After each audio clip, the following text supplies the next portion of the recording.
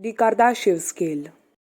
We have already talked about how big our universe is, with a place which has been expanding since more than 13.5 billion years.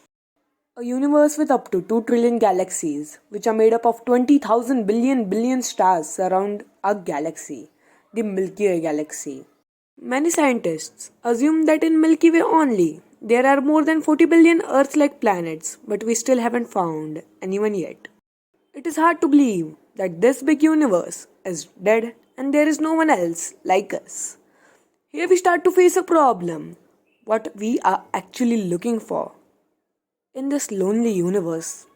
In a universe so big and old, we need to assume that civilizations start differently from each other in different time intervals and grow at different speeds.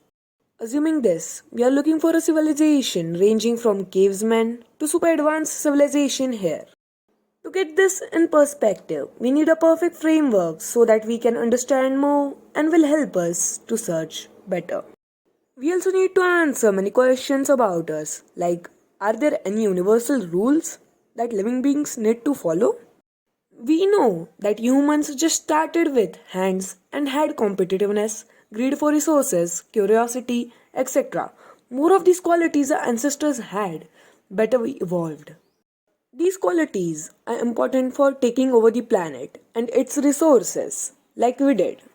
So we can also assume that other aliens will need to have the same properties with the same laws of physics to take over their home planet and become just like us.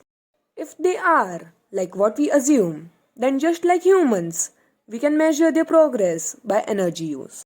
This can be simplified as how much energy we get from our environment and we make use of it. When our energy consumptions grew, we reached incredible technological marvels and became much more smarter.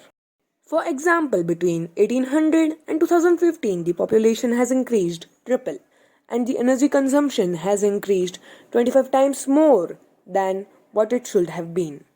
A great scientist named Nikolai Kardashev made a scale to classify civilizations based on their energy consumptions in 1964.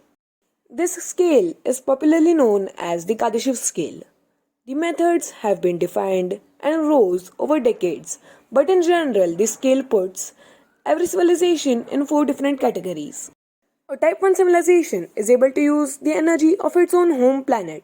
A Type 2 civilization is able to use the energy of the star and its planetary system. A Type 3 civilization is able to use the energy of its whole galaxy, and finally, a Type 4 civilization is able to use the energy of multiple galaxies. These types differ from a large margin. It's just like comparing an ant colony to a human metropolitan area. Ants won't understand why humans build cars, cities, and many other things. To ants, we are so complex and powerful that we might as well be God. To make the scale more useful, we also make many subcategories. It comes 0.1 to 0.4, which are almost hunter-gatherers. If there exists any of these, we might not be able to find them even if they are to the nearest planetary system to us. Even if they transmit radio signals like we do, we are still invisible in the stellar scale. Our radio signals may range up to 200 light years, but it is still a small fraction of our Milky Way galaxy. Before ending, a fun fact. We humans aren't even Type 1 civilization. We are just on the 0.75 on this scale. Even if we are small, we have made huge buildings, made artificial landmarks, polluted and changed the climate, while also splitting a single atom.